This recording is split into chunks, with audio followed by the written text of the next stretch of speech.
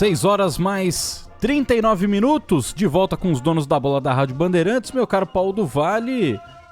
Aprovaram no Tricolor.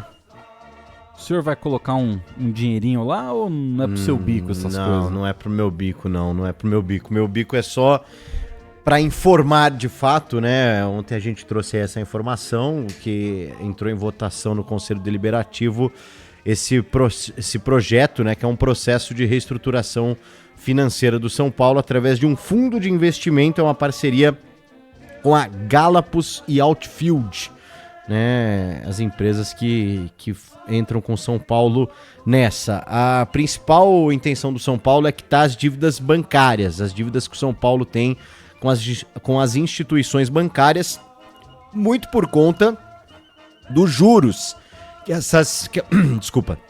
essas dívidas acabam gerando, né? O próprio Casares trouxe ontem essa informação que o que o São Paulo gasta com relação a juros, principalmente dessas dívidas bancárias, é um valor 3 vezes maior ao valor que o São Paulo investe na base, se a gente pegar um ano, né? O período de um ano. Então, realmente é uma questão aí importante.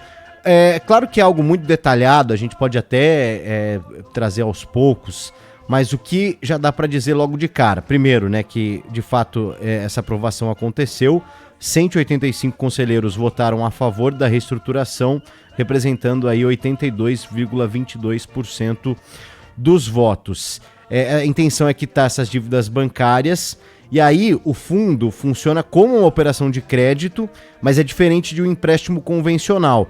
E aí toda essa operação passa a exigir algumas questões com relação a gastos do São Paulo, algumas travas na administração do São Paulo. Então é como se a diretoria do São Paulo prestasse conta. Como se o São Paulo fizesse um fair play financeiro daquilo que o São Paulo investe no futebol. Exatamente. Um bom resumo da ópera. Então, daqui pra frente, assim, o São Paulo enxerga hoje que tem um elenco competitivo, apesar da queda. E o São Paulo, agora a gente consegue entender um pouco o tamanho da frustração do São Paulo de ter caído não só na Copa do Brasil, mas principalmente na Libertadores.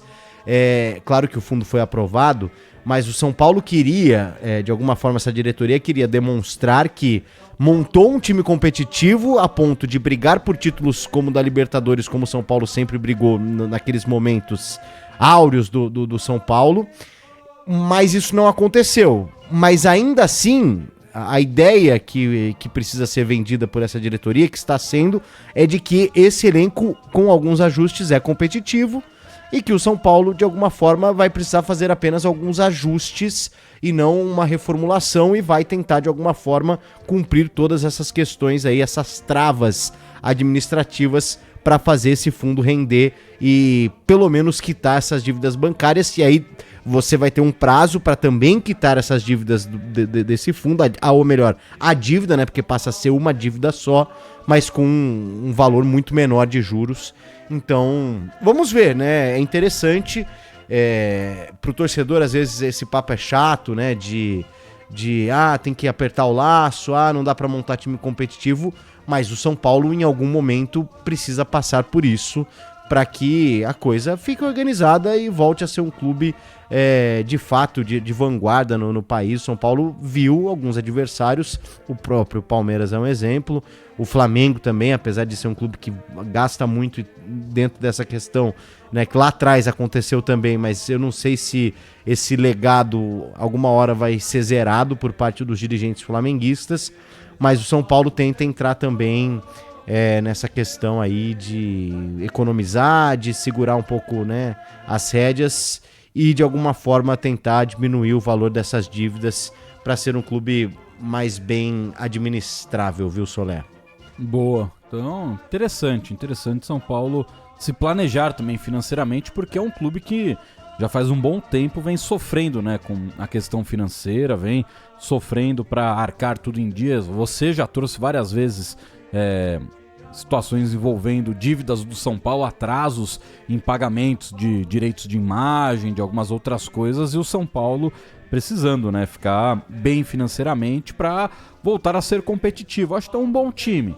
É um time disposto a brigar por 3, 4 frentes numa temporada, já acho que não.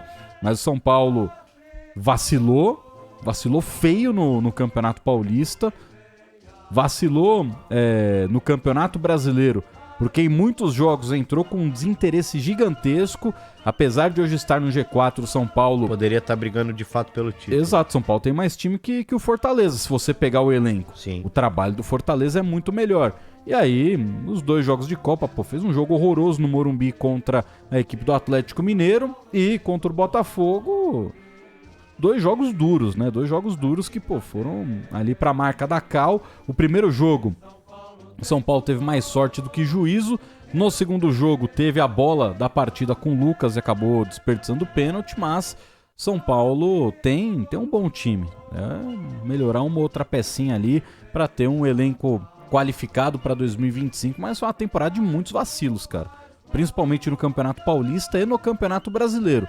Mata-mata de Copa do Brasil e Libertadores, o São Paulo caiu pro Galo e caiu pro Botafogo. Sim. Né, que caiu no Paulista. E pro Botafogo um jogo que, né, uma disputa de pênaltis. Exato. Ali que poderia ter acontecido qualquer coisa. No Campeonato Paulista a gente está vendo, é um ótimo trabalho do Novo Horizontino, mas é um time de Série B do Campeonato Exato. Brasileiro. O jogo foi no Morumbi.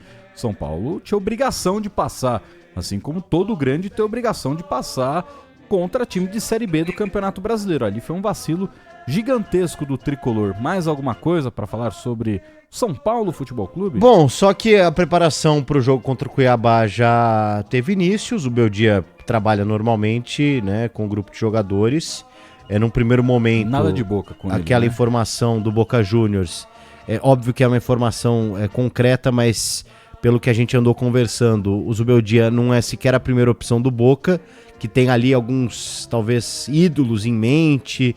O próprio Riquelme, que hoje é o dono do Boca Juniors, né, o presidente do Boca, é um cara que talvez queira uma grife mais ligada ao Boca Juniors para comandar o time, mas o Zubeldia, de fato, ele recebeu ali uma consulta, né, os agentes do Zubeldia. A imprensa argentina, isso não foi nem divulgado aqui, a imprensa argentina divulgou uma informação de que o Zubeldia já estaria até acionando os advogados dele para rescindir com o São Paulo. Essa é uma informação que no primeiro momento não procede. Eu acho que dentro desse cenário seria importante o São Paulo, né, conversar com o Zubeldia para respaldar o trabalho do treinador. Né? Se tiver um interesse mesmo em seguir com o trabalho dele, fala, esse ano tivemos alguns vacilos, seu primeiro ano, mas confiamos 100% em você. A questão é isso que você já falou também, né? É uma diretoria que tem 100% de convicção no futebol? Zero, absolutamente nada. E assim, é uma questão até que vai de encontro, Soler, com essa aprovação desse projeto. Uhum. A partir do momento que você fica nessa coisa de mandar técnico embora, aí você traz um salário mais caro e você paga a multa do anterior, isso vai uma grana danada. Opa. É muito melhor você ter a manutenção de um cara que vai fazer mais com menos, talvez, que vai se adaptar ao perfil do clube, né? E não ficar montando time com relação à cabeça de um treinador. Então, acho que tudo faz parte de um projeto de reestruturação financeira quando você tem uma segurança no trabalho daquilo que vem sendo tocado no futebol, né, Soler? Exato. Pra gente, pro break, se você fosse Zubeldia, ficaria no São Paulo ou ia de Boca? Eu ficaria no São Paulo. Tá bom. Mesmo que fosse ao contrário.